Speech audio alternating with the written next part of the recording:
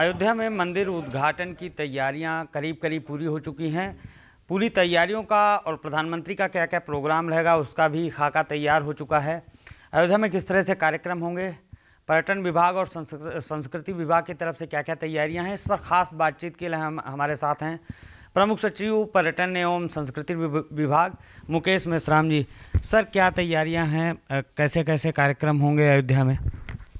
काफ़ी तैयारियां तो सभी विभाग मिलकर के कर रहे हैं, जिसमें जिला प्रशासन, पुलिस प्रशासन, बहुत सारे विभाग हैं जिनके वहाँ पर परियोजनाएं चल रही है। ये समझ लीजिए कि 35,000 करोड़ रुपए से अधिक की परियोजनाएं वहाँ पर धरातल पर इस समय लगभग समाप्ति की ओर है। बहुत सारे फ्लाईओवर्स बन रहे हैं, सड़कें चौड़ी हो रही है, सड़कों के दोनों ओर फसाड ट्रीटमेंट हो रहा है।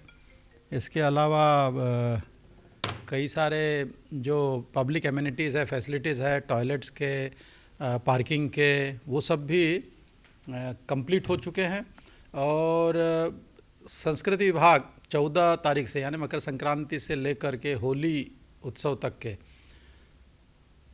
एक व्यापक तौर पर पूरा एक त्यौहार का माहौल कैसे हम वहाँ पे स्थापित करें, उसके लिए तैयारी कर चुका है। उसमें पूरी जो कार्य योजना बनाई गई है, इसमें 5 से अधिक हमारे स्थल होंगे जहाँ पर सांस्कृतिक कार्यक्रम आयोजित किए जाएंगे। उसमें कथावाचन के कार्यक्रम हैं, रामलीलाएं हैं, देश की विदेश की कई जगहों से रामलीलाओं को भी हमने आमंत्रित किया हुआ है।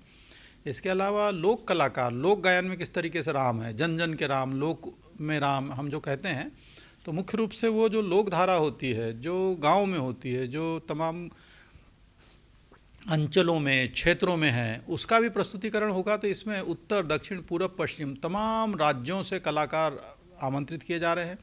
वो सब कलाकार आएंगे, उनके रुकने के लिए हमने कलाग्राम स्थापित करने जा रहे हैं, जो टेंट सिटी के तौर पर होगा। वहाँ रुकेंगे, अलग अलग वेन्यूज़ में जाके परफॉर्म करेंगे और पूरे की पूरे सड़कों को तोरण द्वार से बहुत अच्छी तरीके से अलंकृत भी किया जाएगा।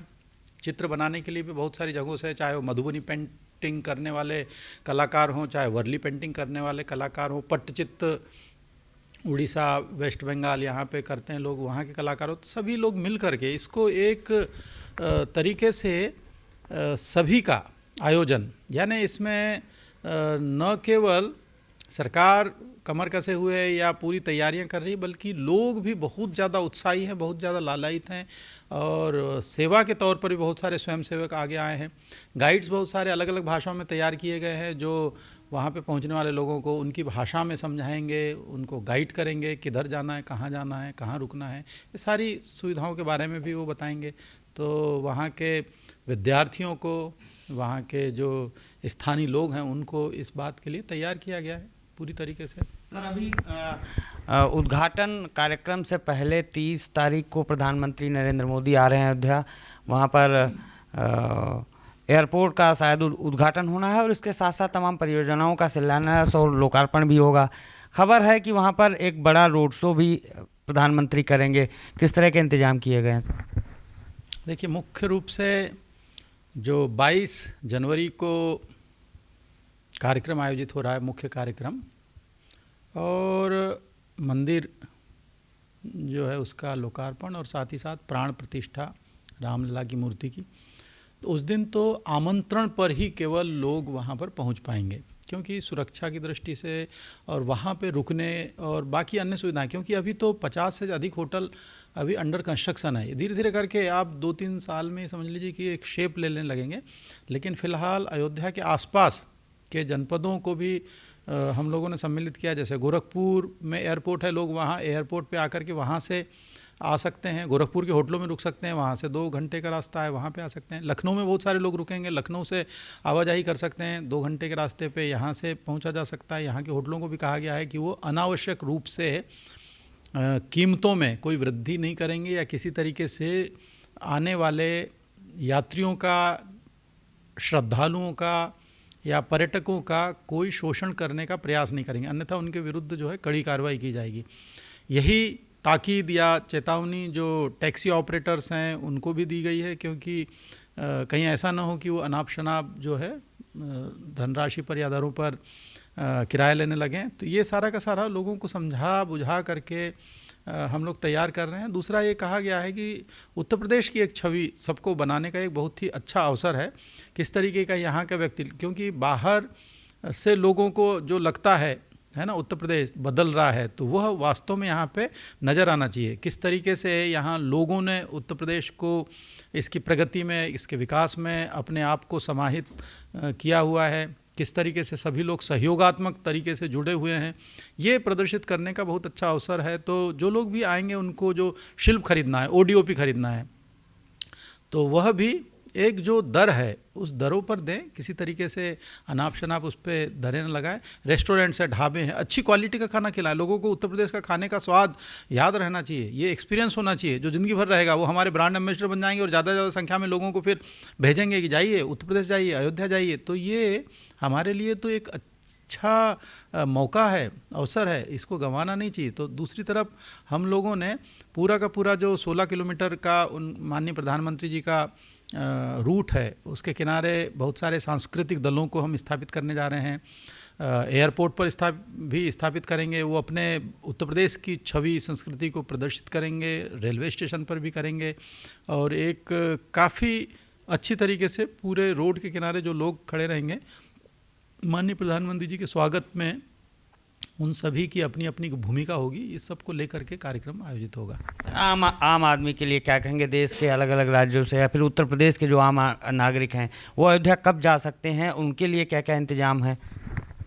देखिए, 30 दिसंबर को तो एयरपोर्ट का लोकार्पण है और उसके बाद में रेलवे स्टेशन का लोकार्पण है।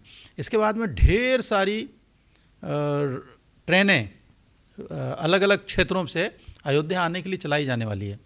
बहुत सारी फ़्लाइट्स चलाई जाएगी। तो सारा कुछ जो है जनवरी में संभव हो सकेगा। तो 23 तारीख से लोग वहाँ पर आ सकते हैं, 24 से आ सकते हैं, लेकिन 22 को या 21 को न आए। केवल विशेष आमंत्री या जिनको आमंत्रण पत्र है, जिनके पास में इनविटेशन, वही लोग आएँ तो ज़्यादा अच्छा होगा। क्योंकि सुविधाजनक तरीके से फिर वो कभी भी आकर के, क्योंकि फिर जैसे ही राम मंदिर आम जन के लिए खुल जाएगा तो फिर लोग कभी भी आकर के दर्शन कर सकते हैं। क्योंकि भाई आशीर्वाद प्राप्त करना इष्ट देव का, आराध्य का, ये कभी भी संभव है। और दूसरा, पूरे प्रदेश में हम 14 जनवरी से लेकर 22 जनवरी तक के लोगों को वहीं पर कैसे इसका लाइव प्रसारण देख पाएँ, इसके लिए भी, जैसे अमेरिका में बहुत सारे लोगों ने कहा है कि हम पूरा इसका लाइव प्रसारण देखेंगे। वहाँ ऑस्ट्रेलिया में कहा लोगों ने, कई देशों में जो भारतवंशी वहाँ रहते हैं, NRIs रहते हैं, वो लोग सब देखना चाहते हैं। उनको हमने अयोध्या की फिल्में या दीपोत्सव की फिल्में भी भेज रहे हैं हम लोग, ताकि वो लोग वहाँ बैठ कर के इंगेज रहें। और साथ ही साथ पूरे प्रदेश में समस्त राम मंदिरों में, वाल्मीकि मंदिरों में, हनुमान मंदिरों में या रामायण से जुड़े हुए तमाम जो भी मंदिर हैं, उनमें भजन, कीर्तन, संकीर्तन, अखंड रामायण पाठ, सुंदरकांड का पाठ, रामचरितमानस का पाठ और कई सारे सांस्कृतिक आयोजन भी जो है आयोजित करने जा रहे हैं हम लोग। सर, अब आखिरी सवाल है सर, क्या जो उत्तर प्रदेश की भगवान राम से जुड़े हुए तमाम स्थल हैं, उन स्थलों पर भी इस तरह के आयोजन कराए जाएंगे और उनको इस पूरे कार्यक्रम से जोड़ने के लिए कुछ स्पेशल इंतजाम किए गए? अभी तो मैंने बताया, सभी मंदिरों में भी कार्यक्रम होंगे। आम जनता के लिए कोई मैसेज सर?